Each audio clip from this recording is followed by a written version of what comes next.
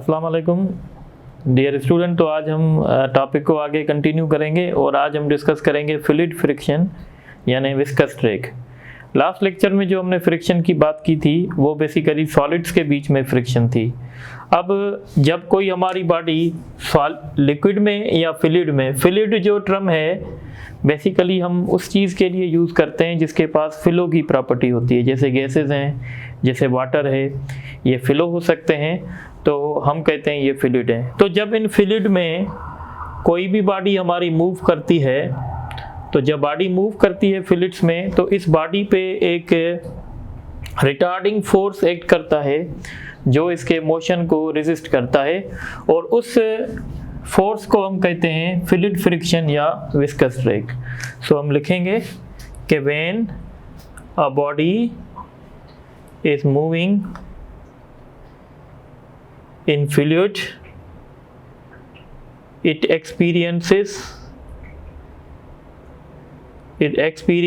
a retarding force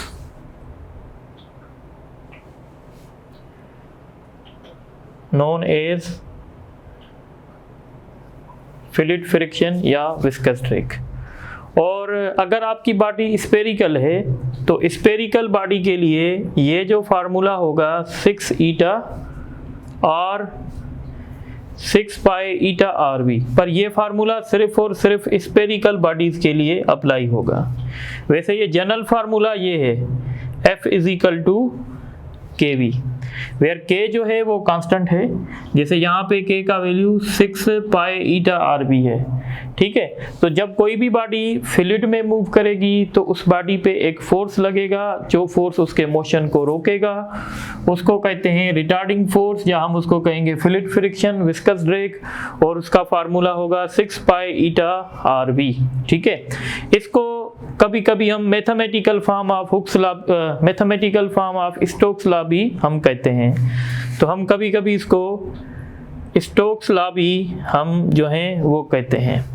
अच्छा, अब एक बात आपको और याद रखनी चाहिए, वो बात ये है कि स्टोक्स ने एक स्टडी की थी कि जब कोई भी बॉडी फ्लूइड में वर्टिकली डाउनवर्ड मूव करती है तो वो बॉडी पहले एक्सेलरेट होती है, पर थोड़ी देर के बाद उसकी एक्सेलरेशन ज़ीरो हो जाती है और वो बॉडी फिर एक कांस्टेंट वेलोसिटी के साथ नीचे जाती है। उस वेलोसिटी को कहते हैं टर्मिनल वेलोसिटी। अब थोड़ा समझें, स्टोक्स का कहना था कि फ्लूइड में जब कोई भी बॉडी वर्टिकली डाउनवर्ड मूव करती है तो इस बॉडी पे 3 फोर्स एक्ट करते हैं। एक फोर्स जो होता है वो वेट होता है जो वर्टिकली डाउनवर्ड एक्ट करेगा, एक फोर्स होता है अपथ्रस्ट फोर्स, और एक फोर्स होता है विस्कस ड्रैग। विस्कस ड्रैग और अपथ्रस्ट फोर्स ये दोनों अपवर्ड डायरेक्शन में एक्ट करते हैं और बॉडी का वेट जो है वो डाउनवर्ड डायरेक्शन में एक्ट करता है। शुरुआत में विस्कस ड्रैग जो होता है वो बिल्कुल कम होता है, क्योंकि विस्कस ड्रैग किस पे डिपेंड करता है? वेलोसिटी पे। इस वजह से वेट डोमिनेंट होता है, यानी हम इन दोनों फोर्सेस को सम करेंगे तो इनका जो मैग्नीट्यूड बनेगा वो वेट से कम बनेगा। इसीलिए न्यूटन का सेकंड लॉ कहता है कि जिस डायरेक्शन में नेट फोर्स होगा उस डायरेक्शन में एक्सेलरेशन होगी, तो इसलिए बॉडी हमारी जो है वो नीचे की तरफ एक्सेलरेट होगी।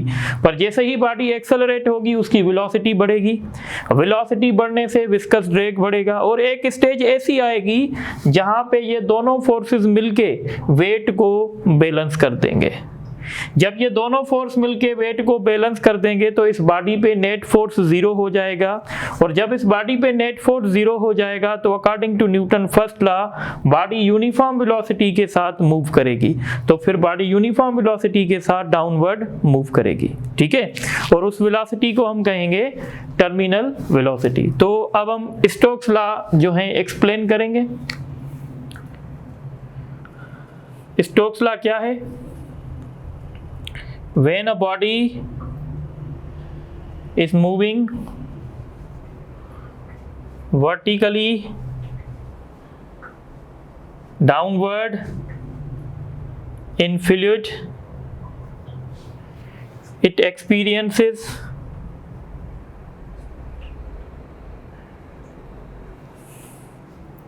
या ऐसे लिखें, it is first accelerated but then moves at uniform velocity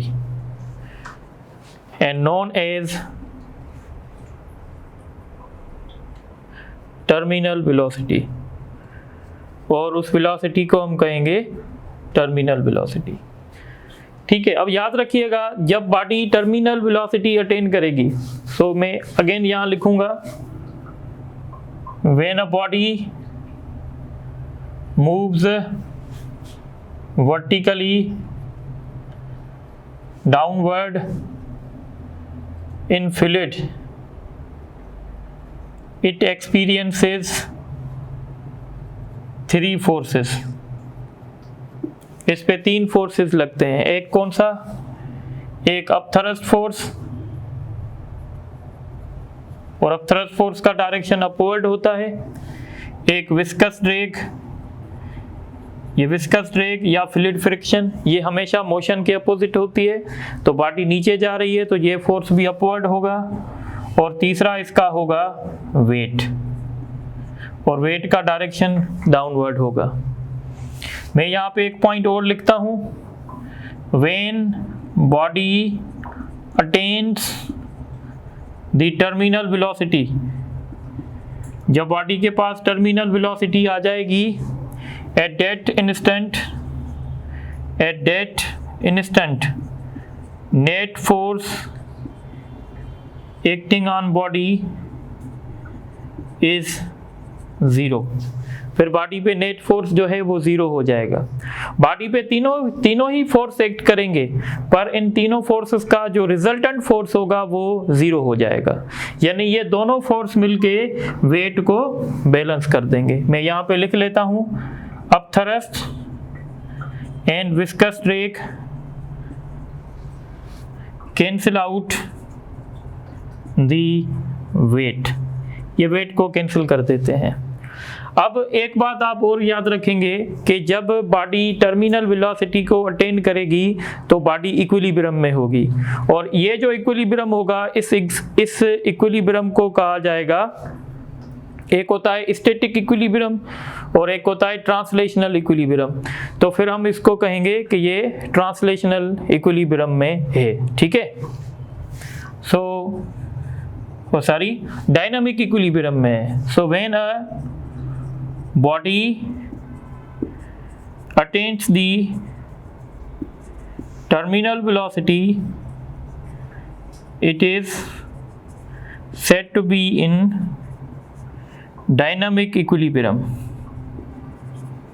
ठीक है, डायनामिक इक्विलिब्रियम किसको कहते हैं?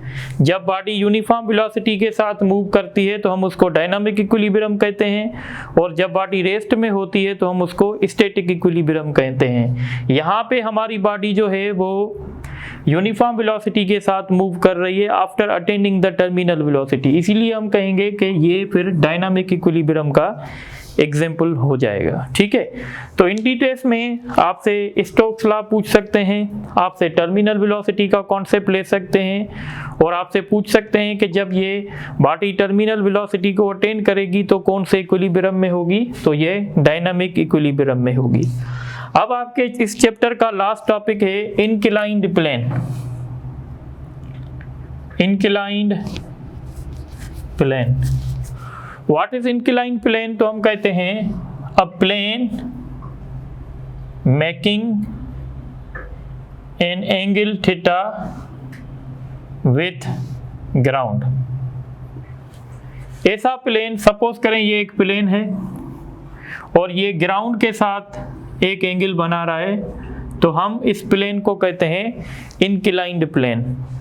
इस इंक्लाइंड प्लेन पे जो हमारी बॉडी पड़ी होती है, सपोज करें ये इंक्लाइंड प्लेन पे कोई बॉडी पड़ी हुई है, तो इस इंक्लाइंड प्लेन की जो बॉडी होगी ये इसका वेट होगा। वेट हमेशा वर्टिकली डाउनवर्ड एक्ट करेगा, और एक इस इंक्लाइंड प्लेन का नॉर्मल रिएक्शन होगा। ठीक है, और अगर हम इस वेट को रिजॉल्व करें कंपोनेंट्स में तो हम ऐसे कर सकते हैं, ये एंगल जो यहाँ बनेगी वो सेम एंगल यहाँ बनेगी।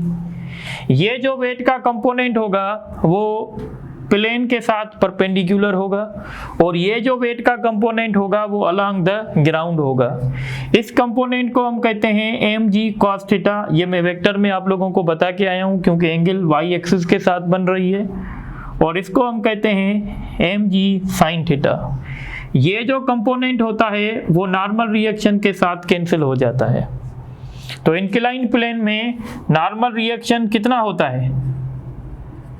इंक्लाइन प्लेन में नॉर्मल रिएक्शन होता है mg cos theta. Horizontal plane में नॉर्मल रिएक्शन mg होता है, पर इंक्लाइन प्लेन में normal reaction mg cos theta के बराबर होता है। अब आप अगर कंसीडर करें, इफ ब्लॉक इज एक्सेलरेटिंग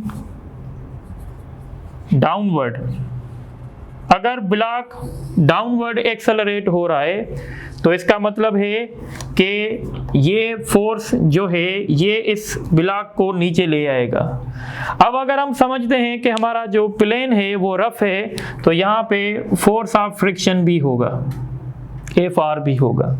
अगर ब्लॉक नीचे की तरफ एक्सेलरेट हो रहा है इसका मतलब है फोर्स ऑफ फ्रिक्शन कम है और mg sin थीटा ज्यादा है। तो फिर हम नेट फोर्स कैसे फाइंड करेंगे? तो net force is the resultant force, और एक फोर्स इस पे डाउनवर्ड लग रहा है, एक फोर्स इस पे अपवर्ड लग रहा है, और हमारी बॉडी एक्सेलरेट कहाँ हो रही है? नीचे। इसका मतलब है ये फोर्स ज्यादा है और ये फोर्स कम है, तो हम लिखेंगे mg sin theta minus f ये क्या है? ये फोर्स ऑफ फ्रिक्शन है। तो ये आपसे क्वेश्चन कर सकते हैं कि जब इंक्लाइन प्लेन, कोई बॉडी इंक्लाइन प्लेन पे पड़ी हुई है और वो वर्टिकली डाउनवर्ड एक्सेलरेट हो रही है, तो बताओ इस पे नेट फोर्स क्या होगा? तो नेट फोर्स होगा mg sin theta minus f, where f is the force of friction. If we ignore the friction, if we ignore the friction, अगर हम फ्रिक्शन को इग्नोर करें तो फिर नेट फोर्स का फार्मूला ma होता है, और फ्रिक्शन को हमने इग्नोर किया यानी f 0 हो गया, तो ये बन जाएगा mg sin थीटा। मास मास के साथ कैंसिल हो जाएगा, तो एक्सेलरेशन का फार्मूला होगा ag sin थीटा। तो ये फार्मूला हो गया इंक्लाइन प्लेन पे जो बॉडी पड़ी होगी उसमें जो एक्सेलरेशन होगी उसका फार्मूला हो गया। अब यहाँ पे ये जो एक्सेलरेशन है ये दो फैक्टर पे डिपेंड कर रही है। एक acceleration directly proportional to acceleration due to gravity, and acceleration is directly proportional to sin theta, where theta is the angle of inclination, yeah, the angle which plane makes with ground।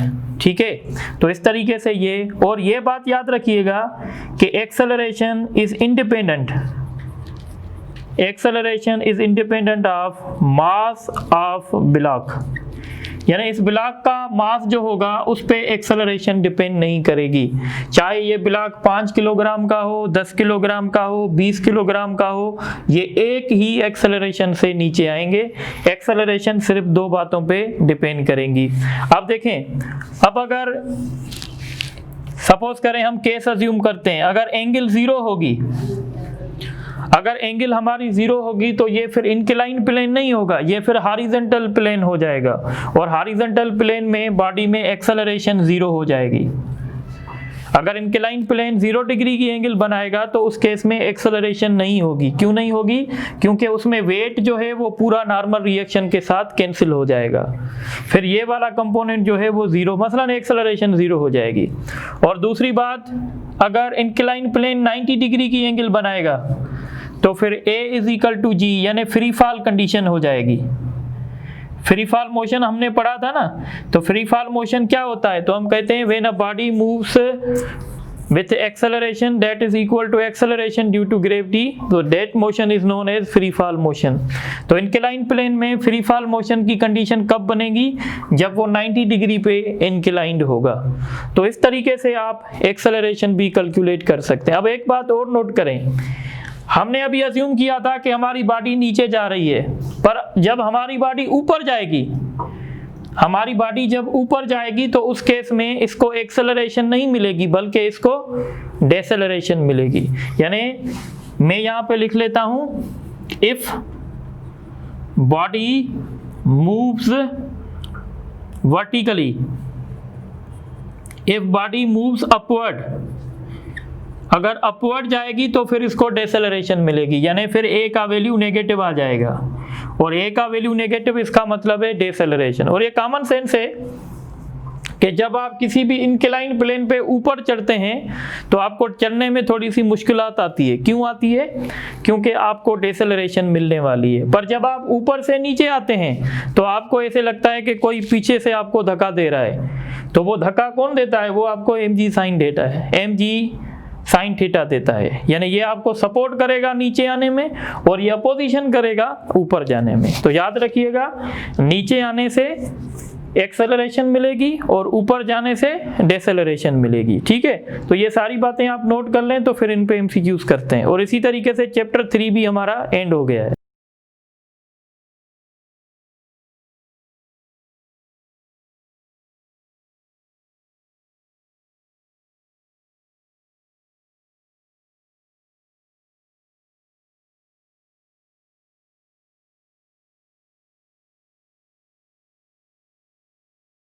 अच्छा, अब incline plane के और जो हमने topic discuss किए इसके कुछ MCQs देख लें।